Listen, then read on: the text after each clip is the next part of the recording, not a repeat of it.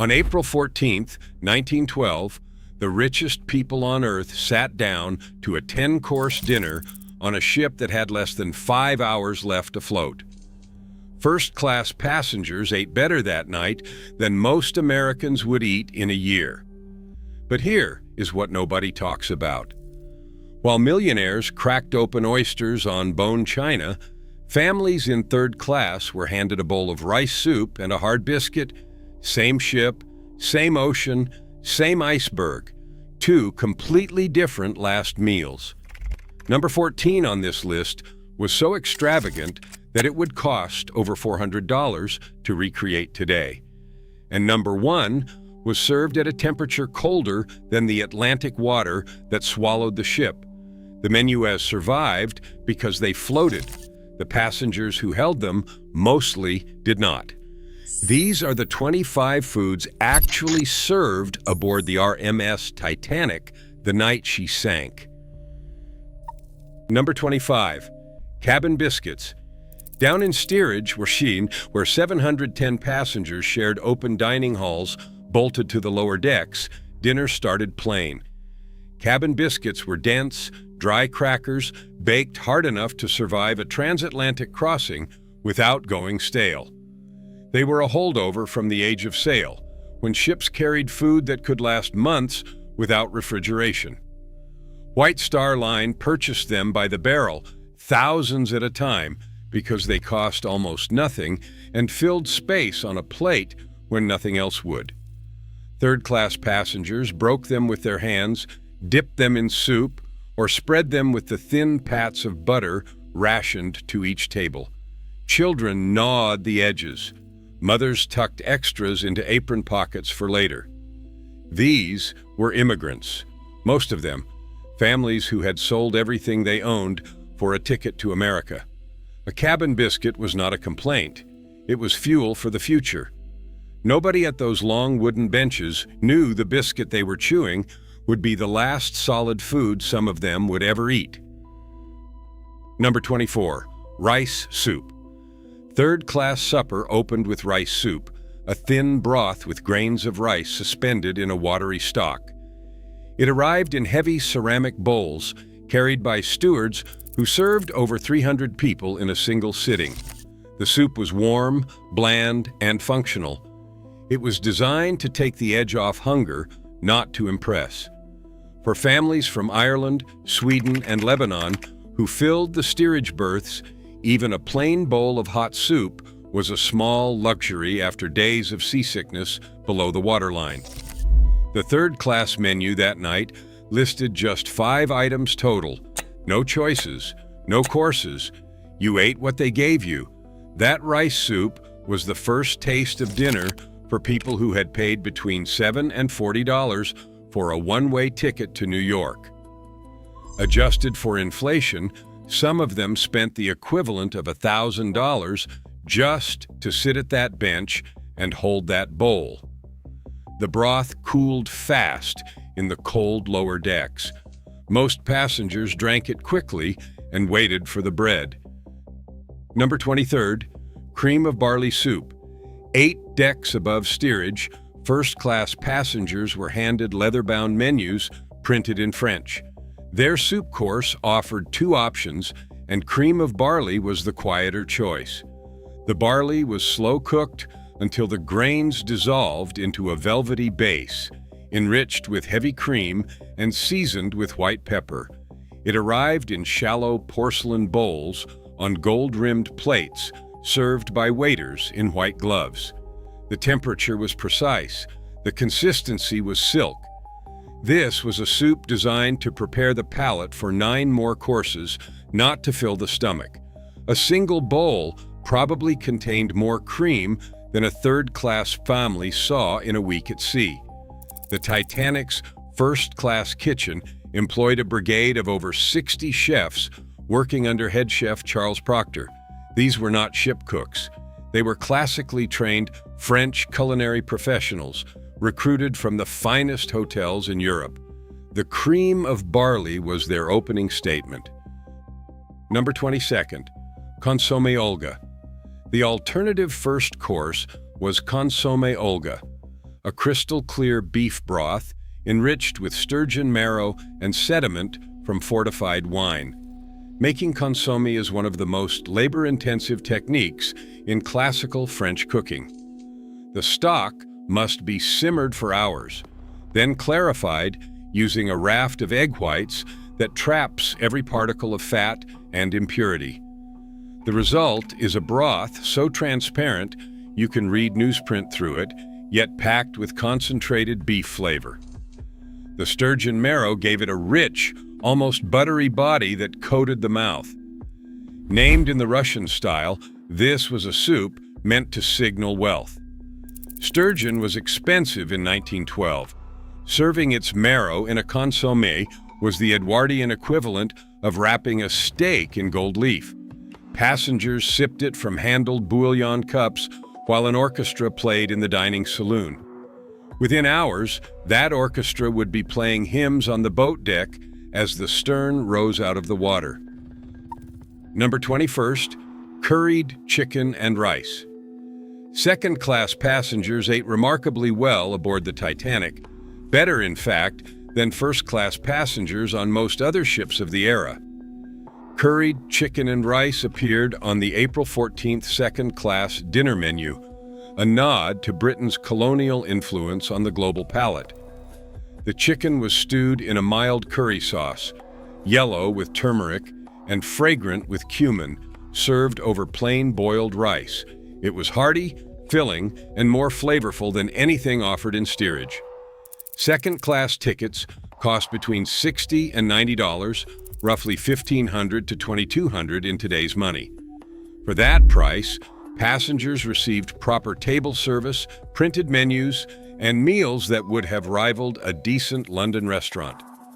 The curried chicken was comfort food for British passengers heading to new lives in America.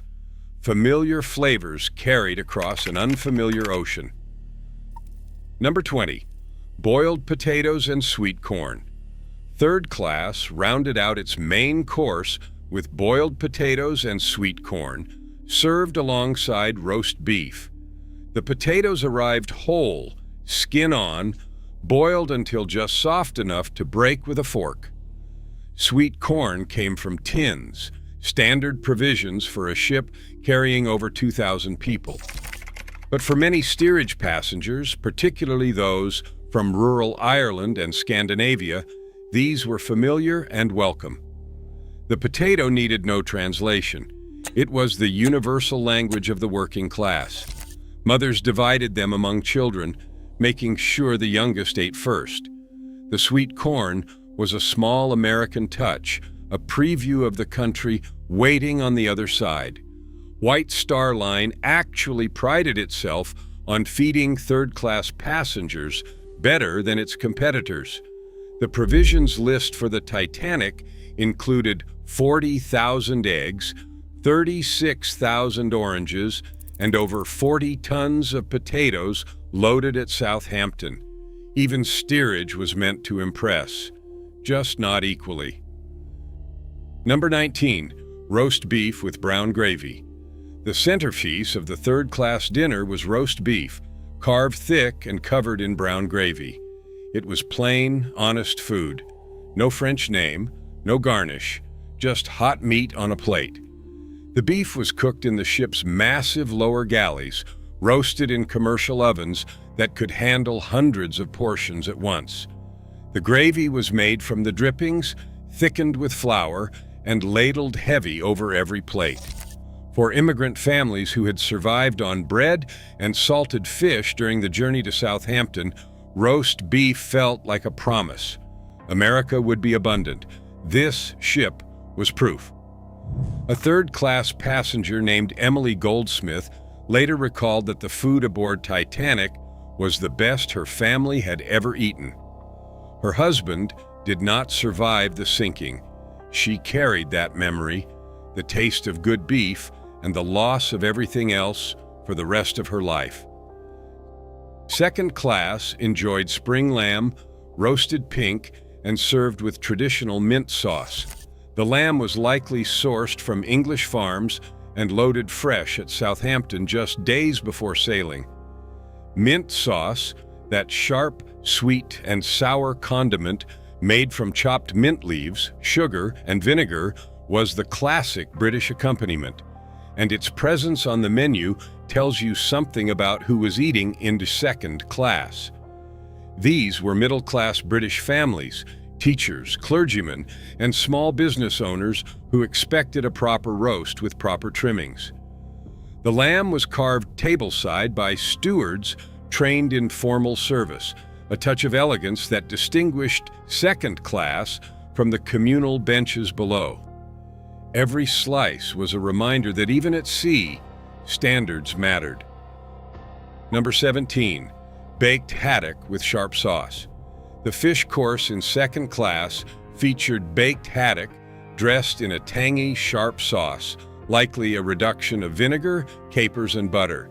Haddock was an affordable but respectable white fish, firm enough to bake without falling apart and mild enough to please unadventurous palates. The sharp sauce cut through the richness, a technique borrowed from French cuisine and adapted for British tastes. In 1912, fish was a staple of the British diet, eaten at least twice a week by most families. Serving it aboard ship was both practical and expected. The haddock arrived on warmed plates, flaked and steaming, with boiled potatoes on the side. It was honest food, elevated just enough to remind passengers they were not eating in a dockside pub. Number 16, roast turkey with cranberry sauce. Here is where second truly punched above its weight. Roast turkey with cranberry sauce appeared on the dinner menu that final night, a dish that most American families in 1912 reserved strictly for Thanksgiving. Turkey was expensive. Cranberry sauce was a luxury. Together on a ship in the middle of the Atlantic, they represented a meal that many second-class passengers would have considered extravagant on dry land. The turkey was roasted whole in the ship's galleys and carved for service. The cranberry sauce was likely prepared from preserved berries, sweet and tart, spooned alongside the sliced breast meat. For American passengers heading home, it must have tasted like a rival. For British ones heading west, it was a first introduction to the flavors wading across the water. Number 15, poached salmon with mousseline sauce. In first class, after soup, the fish course was poached salmon dressed in mousseline sauce. Mousseline is hollandaise lightened with whipped cream, a sauce so delicate it must be made minutes before serving or it collapses. The salmon was likely Atlantic, possibly even wild-caught from the very ocean the ship was crossing. Poached gently until the flesh just flaked, it was served on fine china with a precision that would embarrass most modern restaurants. This single dish required a dedicated saucier, a fish cook, and a plating team working in concert. It was a course that passengers spent perhaps 10 minutes eating, and the extravagance was the point. Number 14, filet mignon, li. The meat course arrived, and it was filet mignon li, a preparation that has largely vanished from modern menus. The filet was cut thick from the tenderloin, seared, and served on a round of artichoke heart, topped with pan-fried foie gras and finished with a truffle-scented Périgueux sauce. In 1912, this was the pinnacle of fine dining. Filet mignon was already the most expensive cut of beef available. Adding foie gras and black truffle pushed it into the realm of spectacle. Recreating this dish today with high-quality ingredients would run well over $400 per plate. The Titanic's first-class dining saloon seated over 500 passengers. Every one of them could have ordered this. The sheer volume of luxury passing through that kitchen on a single evening was staggering, and it was all headed for the bottom of the North Atlantic. Number 13, roast duckling with applesauce. Duckling appeared as another main course option, roasted until the skin crackled and served with a classic applesauce. Duck was not common on American dinner tables in 1912. It was a European preference, a nod to the French and British aristocrats who filled the first-class cabins. The fat rendered during roasting was likely used to baste the bird, creating that signature crispy skin that shatters at the touch of a knife. Applesauce, made from stewed and sweetened apples, balanced the richness of the dark meat. This was not a dish designed for nutrition. It was designed for pleasure, for the slow theater of a 10-course dinner where each plate existed to outperform the last. Squab, young pigeon, was the 9th course, a small, delicate bird served whole on a bed of fresh watercress. In Edwardian fine dining, squab was prized for its tender, dark meat and subtle, gamey flavor. Each bird was barely enough for a few bites, which was precisely the point. By the 9th course, no one was hungry. The squab existed as a palate transition, a bridge between the heavy meats and the desserts to come. The watercress added a peppery freshness that cleansed the mouth. First-class passengers ate this tiny bird, while steerage families were finishing their only course 8 decks below. Same ship, same night, a pigeon on a bed of greens versus a bowl of soup and a hard biscuit. Number 11, pâté de foie gras with celery. After 10 courses of hot food, the menu shifted to cold. Pâté de foie gras arrived on chilled plates, the fattened goose liver pressed smooth and sliced thin, served alongside crisp stalks of celery. Foie gras was the definitive luxury ingredient of the Edwardian age, produced in France and shipped at great expense to the finest tables in the world. Its presence on the Titanic's menu was not about feeding passengers, it was about status.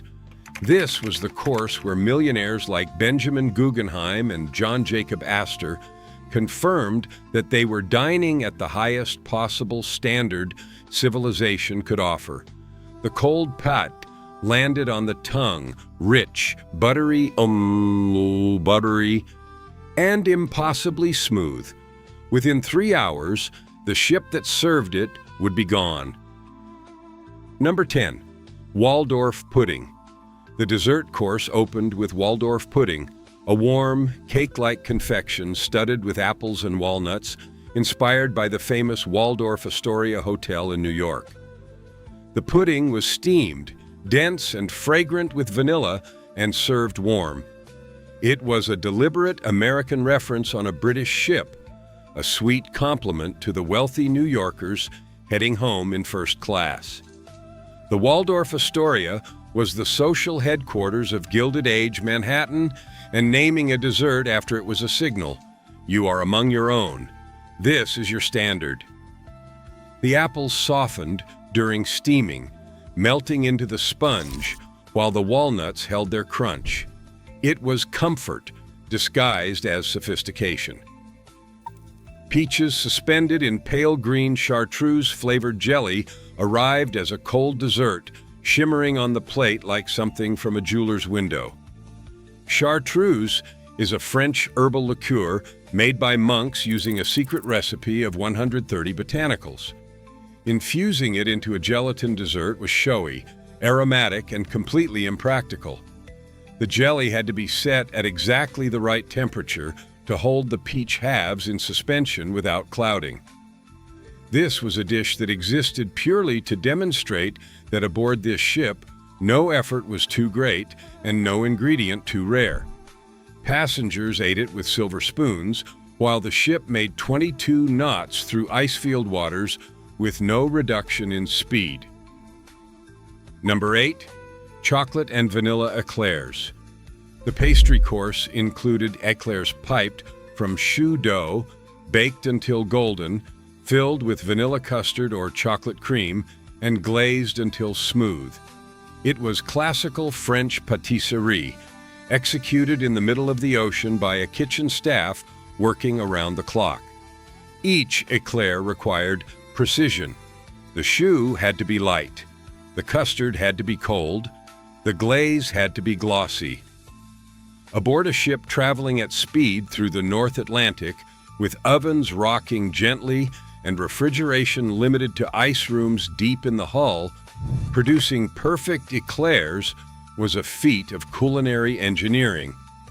First-class passengers ate them casually, perhaps reaching for two, unaware that the pastry chefs who made them would not survive the night. Most of the kitchen crew went down with the ship. Number 7. French ice cream. Ice cream appeared on both the first and second class menus that night, a remarkable luxury aboard a 1912 ocean liner. The first class version was labeled simply French ice cream, a custard-based preparation made with egg yolks, heavy cream, sugar, and vanilla. Making ice cream at sea required the ship's ice-making facilities, which produced fresh ice daily from purified water. The ice cream was churned in the ship's cold pantry and served in individual portions. In second class, the menu listed American ice cream, likely a lighter Philadelphia-style version without egg yolks.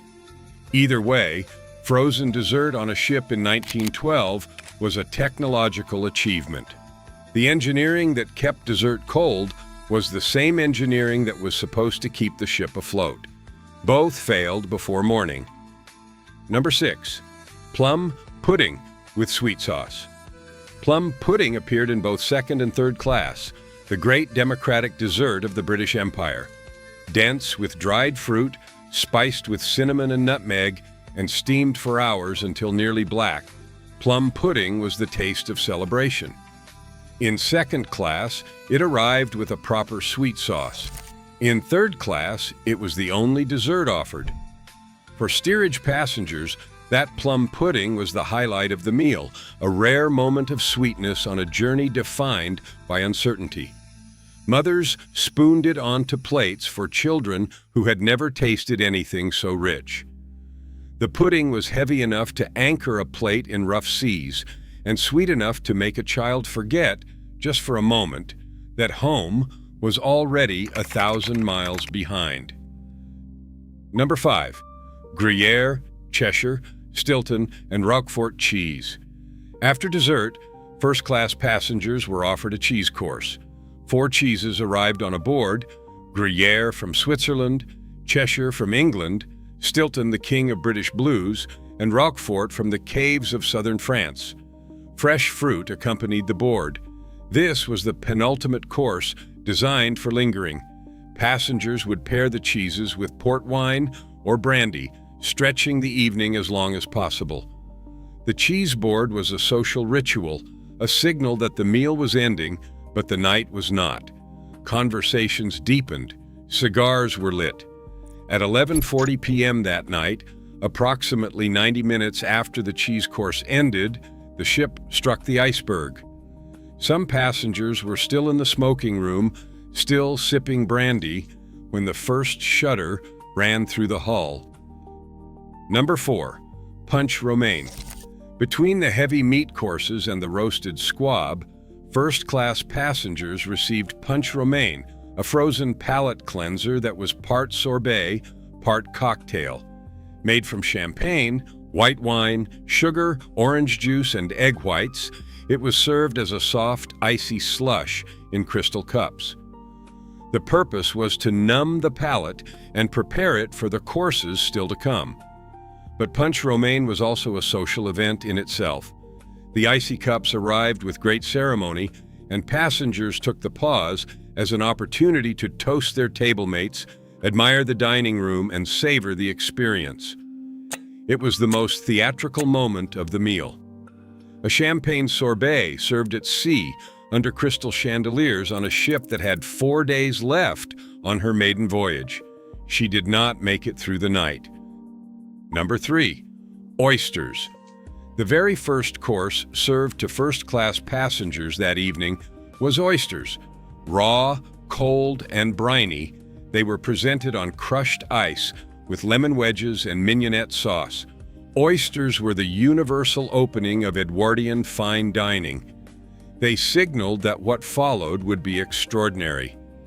The Titanic loaded fresh oysters at Queenstown, Ireland, the ship's last port of call on April 11th. They were kept alive in the ship's cold storage, packed in seaweed and ice, until the moment they were shucked for service. Each oyster arrived on the half shell, glistening and cold, carrying the taste of the sea that would claim the ship before dawn. There is something haunting about that. The first bite of dinner tasted exactly like the water that would fill the corridors, the cabins, the grand staircase. The ocean was on the plate before it came through the walls. Number 2. After-dinner coffee and cigars. It was not food, but it was the last thing most first-class passengers consumed before the collision. After the 10th course, stewards served coffee in the reception room and the smoking room. Gentlemen retired with brandy and Cuban cigars. Ladies withdrew to the lounge.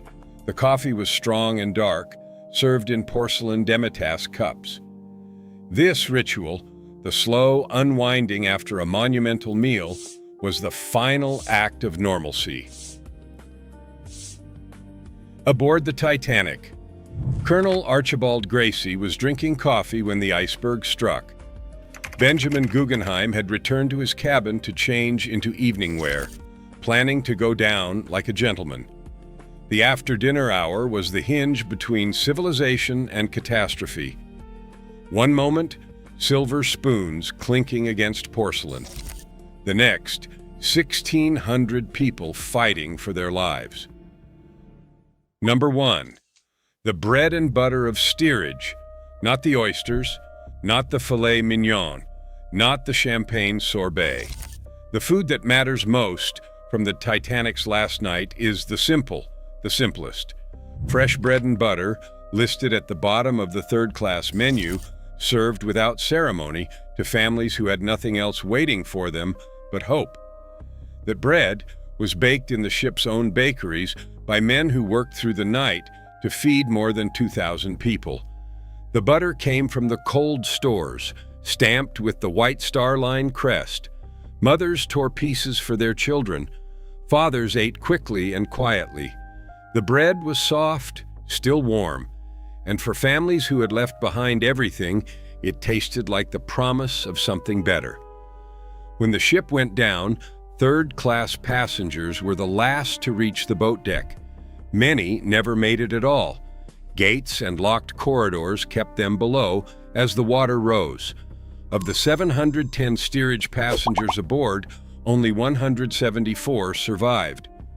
The bread they broke that night was, for most of them, a final meal shared with people they loved in a dining hall that would be at the bottom of the ocean by morning. That is why it is number 1. Not because it was extraordinary, because it was ordinary, and because the people who ate it deserved so much more. If this list taught you something, hit subscribe.